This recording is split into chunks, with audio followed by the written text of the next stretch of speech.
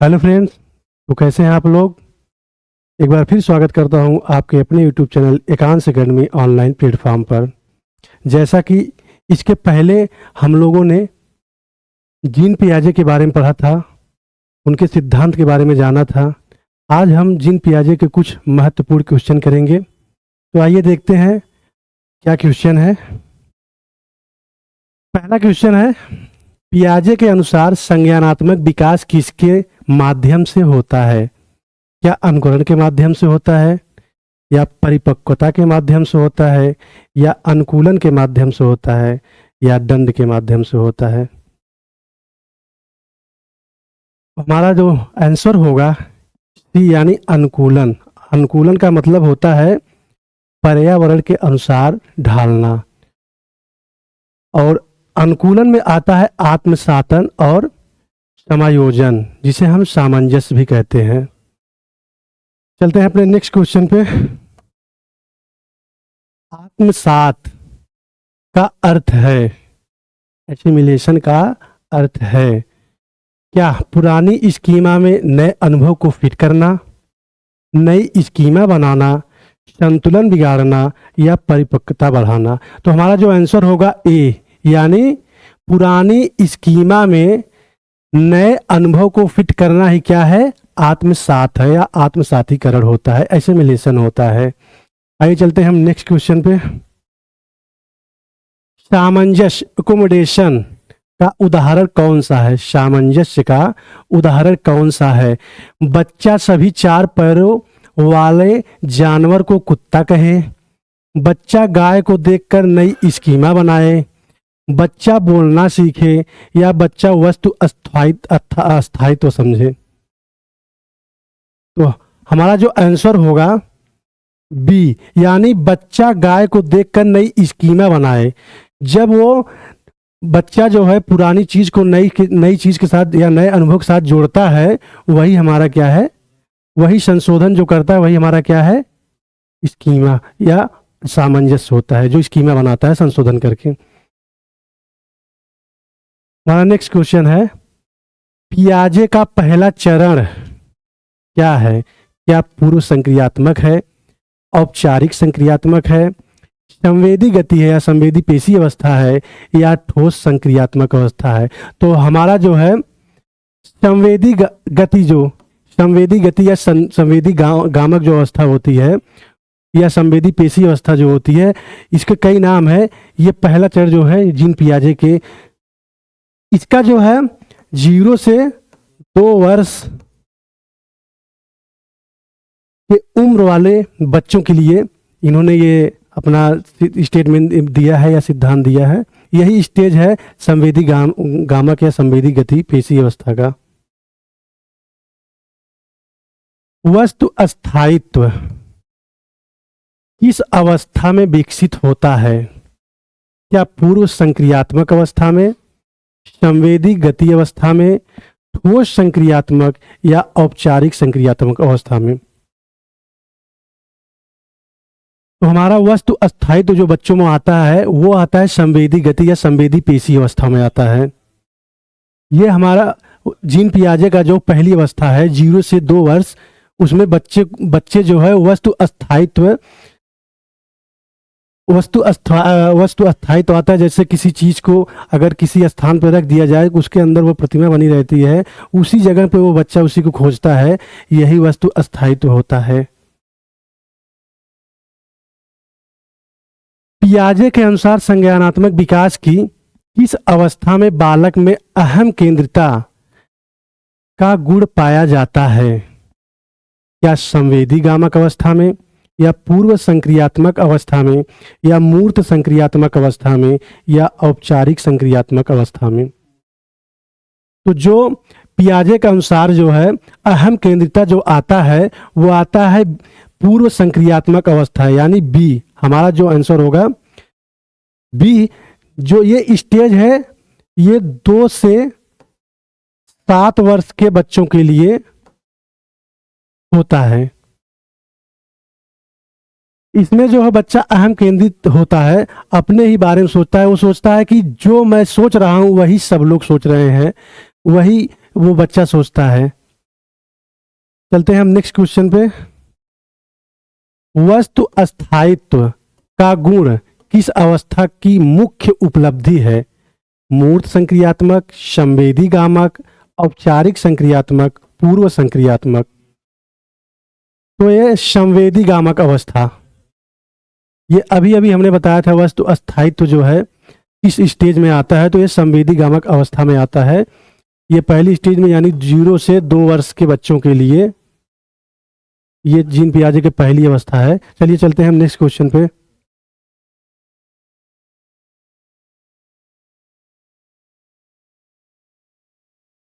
हमारा next question है, एक 10 वर्षीय बालक लंबाई, क्षेत्रफल और आयतन की समझ विकसित कर लेता है, लेकिन अमूर्त समस्याओं पर तर्क नहीं कर पाता। वह पियाजे की किस अवस्था में है? क्या पूर्व संक्रियात्मक अवस्था में है, मूर्त संक्रियात्मक अवस्था में है, संवेदी गामक में है, या औपचारिक संक्रियात्मक अवस्था में है? तो हमारा जो होगा ये मूर्त संक्रियात्मक अवस्था होगा। इसमें बच्चों में गणितीय ज्ञान हो जाता है, जो देख करके वो कर लेते हैं, या अमूर्त चिंतन वो नहीं कर पाते हैं, सिर्फ उनके सामने जो दिखाई देता उसी अनुसार वो सोच पाते हैं, वो अवस्था जो है मूर्त संक्रियात्मक अवस्था होती है। चलते हैं अपने नेक्स्ट क्वेश्चन पे। परिकल्पनात्मक, निगमनात्मक तर्क और वैज्ञानिक चिंतन की क्षमता का विकास किस अवस्था में होता है? क्या पूर्व संक्रियात्मक में, मूर्त संक्रियात्मक में, या औपचारिक संक्रियात्मक में, या संवेदी गामक में? तो हमारा जो आंसर होगा वो सी यानी औपचारिक संक्रियात्मक अवस्था में परिकल्पनात्मक और निगमनात्मक तर्क जो है आ जाता है बच्चों में। ये जो होता है 11 से 15 या आगे।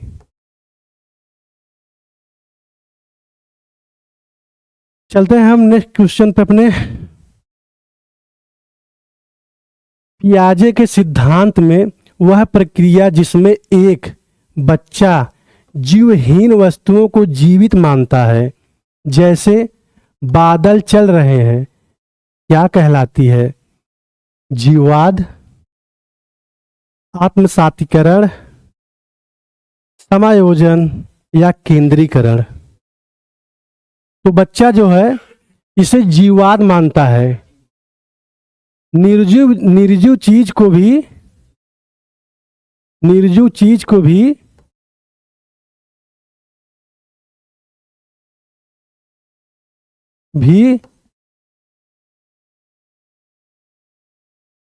सजीव मानता है।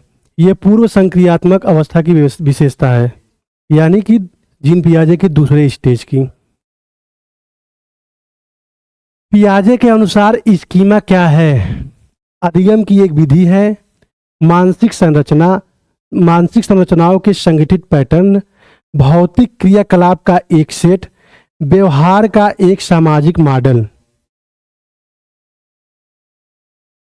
तो हमारा जो आंसर होगा बी, यानी मानसिक संरचनाओं के संगठित पैटर्न को हम स्कीमा कहते हैं। जो सूचनाओं का भंडार होता है या सूचनाओं का पैकेट होता है, एक सेट में होता है, वही हमारा स्कीमा होता है। नई जानकारी को मौजूदा स्कीमा में शामिल करने की प्रक्रिया क्या कहलाती है? समायोजन, आत्मसातीकरण, सामीकरण, या अनुकूलन? नई जानकारी को मौजूदा स्कीमा में शामिल करने की प्रक्रिया क्या कहलाती है? तो हमारा जो आंसर होगा आत्मसातीकरण होगा। नए ज्ञान में पुराने अनुभव को जोड़ना ही ये हमारा ये आत्मसातीकरण होता है। ठीक है, नए ज्ञान में या पुराने ज्ञान में नए ज्ञान को जोड़ करके जो हम संशोधन करते हैं। जब कोई बच्चा नई जानकारी के कारण अपने मौजूदा स्कीमा को बदलता है या संशोधित करता है, तो वह प्रक्रिया क्या कहलाती है? या आत्मसातीकरण, समायोजन, सामीकरण, या संतुलन? तो हमारा जो होगा ये समायोजन होगा, जिसे हम सामंजस्य भी कहते हैं। जब इसमें जो है पुराने ज्ञान को नए ज्ञान के साथ जोड़कर जो संशोधन करते हैं वही हमारा जो है समायोजन कहलाता है। नेक्स्ट क्वेश्चन, आत्मसातीकरण और समायोजन के बीच संतुलन स्थापित करने की प्रक्रिया को पियाजे ने क्या नाम दिया है? आत्मसातीकरण और समायोजन के बीच संतुलन स्थापित करने की प्रक्रिया को पियाजे ने क्या नाम दिया है? क्या अनुकूलन दिया है, संप्रत्यय निर्माण दिया है, साम्यीकरण या संतुलन दिया है, या संज्ञानात्मक संघर्ष दिया है? तो हमारा जो आंसर होगा सी वाला, यानी साम्यीकरण या संतुलन। इसमें क्या है, ये जो है एक चालन बल का कार्य करता है। जैसे जब हम नए ज्ञान को पुराने ज्ञान में जोड़ करके संशोधन करते हैं, संशोधन के दौरान जो हम उसको जो अपना संतुलन बनाते हैं वही हमारा क्या होता है, साम्यीकरण या संतुलन होता है। पियाजे के अनुसार एक बच्चे के संज्ञानात्मक विकास के लिए निम्नलिखित में से कौन सा सबसे महत्वपूर्ण है? सामाजिक अंतःक्रिया, भौतिक पर्यावरण में स्वयं क्रियाकलाप, अनुकरण या निर्देश? तो हमारा जो होगा इसमें आंसर, जो भौतिक पर्यावरण में स्वयं क्रियाकलाप। पियाजे के अनुसार बच्चे के संज्ञानात्मक विकास के लिए निम्नलिखित में से कौन सा सबसे महत्वपूर्ण है? तो भौतिक पर्यावरण में स्वयं क्रियाकलाप, यानी बच्चा अपने ज्ञान को स्वयं निर्माण करता है। इसका मतलब जीन पियाजे ने नन्हा वैज्ञानिक माना है, इसीलिए कि जो बच्चे अपने आप से क्रियाकलाप करके अपने आप को स्वयं के लिए पर्यावरण के अनुसार ढालते हैं वही हमारा क्या है, ठीक है। चलते हैं नेक्स्ट क्वेश्चन पे। संरक्षण की समझ कब विकसित होती है? संरक्षण की समझ कब विकसित होती है? संवेदीगामक अवस्था, पूर्व संक्रियात्मक अवस्था, मूर्त संक्रियात्मक अवस्था, या औपचारिक संक्रियात्मक अवस्था? संरक्षण की समझ जो आती है हमारी, वो मूर्त संक्रियात्मक अवस्था में आती है। इसमें बच्चा क्या करता है, छोटे बड़े में अंतर स्थापित, जैसे कोई गिलास हुआ, गिलास में बराबर पानी रखी गई हो, तो उस गिलास में बराबर पानी है, एक बड़ा गिलास है एक छोटा गिलास है, लेकिन बच्चा जो है तब वो समझ सकता है कि दोनों गिलास में बराबर पानी है, सिर्फ लंबाई की फर्क होता है इस गिलास में, इसलिए जो है वो संरक्षण की समझ उसमें आ जाती है। चलते हैं नेक्स्ट क्वेश्चन पे। पूर्व संक्रियात्मक अवस्था के बच्चे किसी समस्या पर विचार करते समय केवल एक ही पहलू पर ध्यान केंद्रित कर पाते हैं। पियाजे इसे क्या कहते हैं? पूर्व संक्रियात्मक अवस्था के बच्चे किसी समस्या पर विचार करते समय केवल एक ही पहलू पर ध्यान केंद्रित कर पाते हैं। पियाजे के इसे क्या कहते हैं? पियाजे जो है इसे क्या कहते हैं? केंद्रीकरण, विकेंद्रीकरण, अपरिवर्तनीयता, या जीववाद? तो हमारा जो आंसर होगा केंद्रीकरण। बच्चा जो है अपने हिसाब से ही सोचता है, केंद्रीकरण का मतलब होता है अपने अनुसार वो सोचता है, ठीक है। बच्चा जो कहता है वही अपने आप जो कहता है वही मानता है, वही सही मानता है कि हम ही सही है, यही जो हमारा है केंद्रीकरण होता है। चलते हैं नेक्स्ट क्वेश्चन पे। संरक्षण की कमी का कारण अपरिवर्तनीयता है, इसका क्या अर्थ है? बच्चा किसी समस्या को पलटकर रिवर्स नहीं सोच सकता, बच्चा किसी समस्या को दोहरा नहीं सकता, बच्चा प्रतीकात्मक खेल नहीं खेल सकता, बच्चा वस्तु अस्थायित्व प्राप्त नहीं कर सकता। इसमें जो हमारा आंसर होगा पहला होगा, बच्चा किसी समस्या को पलटकर रिवर्स नहीं सोच सकता। जैसे बच्चा घर से स्कूल जा रहा है, मतलब वो गार्जियन या उसके मम्मी पापा कोई भी लिवा के घर गए, छोड़ दिए, जाने के लिए वो चला गया, फिर वहां से वो रिवर्स नहीं आ पाएगा, ये वो दूरी भी नहीं बता पाएगा, यही वो रिवर्स नहीं मतलब उल्टा पलट कर नहीं सोच सकता, लेकिन स्कूल से जो है घर की दूरी नहीं बता पाएगा। मूर्त संक्रियात्मक अवस्था का बच्चा विकेंद्रीकरण प्रदर्शित करता है, जिसका अर्थ है एक समय में केवल एक ही विशेषता पर ध्यान केंद्रित करता है। वह किसी वस्तु की एक से अधिक विशेषताओं पर एक साथ ध्यान केंद्रित कर सकता है। वह केवल मूर्त विचारों को समझता है। वह केवल सामाजिक अंतःक्रिया से सीखता है। केवल तो होगा नहीं, केवल दोनों काट दें तो हमारा जो आंसर होगा इसमें बी, वह किसी वस्तु एक से अधिक विशेषताओं पर एक साथ ध्यान केंद्रित कर सकता है। मूर्त संक्रियात्मक अवस्था में वह जो है कई चीजों पर एक साथ ध्यान केंद्रित कर सकता है। ठीक है, जैसे गिलास की ऊंचाई, चौड़ाई, लंबाई, दूरी, ये सब जो है समझ आ जाता है। संरक्षण का नियम आ गया तो वही हमारा जो है वो मूर्त संक्रियात्मक अवस्था ही होती है। शिक्षक को किस अवस्था के बच्चों को वर्गीकरण, क्लासिफिकेशन और क्रमबद्धता सिखाने के लिए मूर्त सामग्री जैसे ब्लॉक या खिलौने का उपयोग करने चाहिए?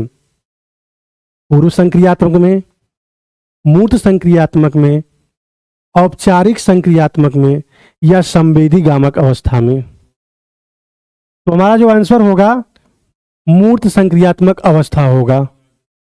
इसमें जो है मूर्त सामग्री मतलब जो देख सकता है उसी के बारे में वो सोच सकता है, उसी के अनुसार वो हल निकाल सकता है, तो ये जो है हमारा मूर्त संक्रियात्मक अवस्था में आएगा। पियाजे के अनुसार बच्चे दुनिया के बारे में अपनी समझ का सृजन स्वयं करते हैं। इस दृष्टिकोण को क्या कहा जाता है? इस दृष्टिकोण को क्या कहा जाता है? व्यवहारवाद, बिहेवियरिज्म, मानवतावाद, रचनावाद या संज्ञानवाद या समाजवाद? इसमें क्या होगा हमारा आंसर? सी यानी रचनावाद। सृजन करता है, सृजन करता है मतलब स्वयं से सीखता है, इसीलिए तो जीन पियाजे ने उन्हें नन्हा वैज्ञानिक माना है। चलते हैं हम नेक्स्ट क्वेश्चन पे अपने। पियाजे के अनुसार बच्चे के संज्ञानात्मक विकास की प्रक्रिया में शिक्षक की भूमिका क्या है? क्या अनुदेशक, केवल ज्ञान का प्रदाता, एक मार्गदर्शक और सुसाध्यक कारक, या कक्षा को नियंत्रित करने वाला? तो हमारा जो आंसर होगा सी, मार्गदर्शक और सुसाध्य कारक। पियाजे के अनुसार बच्चे के संज्ञानात्मक विकास की प्रक्रिया में शिक्षक की भूमिका क्या होनी चाहिए? तो एक मार्गदर्शक और एक सुसाध्य कारक होना चाहिए। सुसाध्य कारक का मतलब होता है लक्ष्य तक पहुंचाना। मार्गदर्शक का मतलब आप लोग जानते ही होंगे कि रास्ता दिखाना। एक टीचर का यही कार्य होता है कि बच्चों को रास्ता दिखाना, सही रास्ता दिखाना और लास्ट तक उसको लक्ष्य तक पहुंचाना, यही टीचर का काम होता है। चलिए नेक्स्ट क्वेश्चन पे। यदि एक बच्चे को सिखाया जाता है कि एक पक्षी उड़ सकता है, यदि एक बच्चे को सिखाया जाता है कि एक पक्षी उड़ सकता है और बाद में वह एक हवाई जहाज को देखकर उसे भी पक्षी कहता है, तो यह क्या है? समायोजन, आत्मसातीकरण, साम्यीकरण या जीववाद? तो इसके पहले हमने अभी बताया भी था, तो ये हमारा जो आंसर होगा ये बी यानी आत्मसातीकरण, क्योंकि वो पुराना ज्ञान जो है उसको ही नए ज्ञान में वही जोड़ करके बता रहा है। तो यही हमारा जो है क्या है? आत्मसातीकरण, क्योंकि वो हवाई जहाज को देख करके पक्षी बता रहा है, तो इसका मतलब वो पक्षी को उड़ते हुए देखा है, वही हमारा क्या है? आत्मसातीकरण है। जीन पियाजे ने संज्ञानात्मक विकास को कितनी अवस्थाओं में विभाजित किया है? 3, 5, 4, 2? सबसे सरल क्वेश्चन था ये। 4। जीन पियाजे ने 4 अवस्थाओं में बांटा है अपने, जैसे संवेदी पेशी अवस्था, पूर्व संक्रियात्मक अवस्था, मूर्त संक्रियात्मक अवस्था और औपचारिक संक्रियात्मक अवस्था। ठीक है, चलते हैं नेक्स्ट क्वेश्चन पे। 11 वर्ष से अधिक आयु के विद्यार्थियों को पढ़ाने के लिए सबसे उपयुक्त शिक्षण विधि क्या है? मूर्त अनुभवों पर आधारित गतिविधियां, व्याख्यान विधि, अमूर्त और तार्किक समस्याओं पर आधारित चर्चाएं, यह रटना और अभ्यास। रटना तो होगा नहीं, निगेटिव होगा, तो ये हमारा सी वाला आंसर होगा। अमूर्त और तार्किक समस्याओं पर आधारित चर्चाएं कराना, क्योंकि बालक 11 वर्ष से अधिक है, ये औपचारिक संक्रियात्मक अवस्था में आता है। इसमें तर्क और चिंतन करने की क्षमता जो है विकसित हो जाती है। ये आमूर्त चिंतन कर सकता है, इसलिए जो हमारा जो होगा आमूर्त चिंतन होगा। चलते हैं, आज के लिए बस इतना ही। फिर आएंगे नेक्स्ट वीडियो में नेक्स्ट टॉपिक के साथ। तब तक के लिए धन्यवाद। जय हिंद, जय भारत।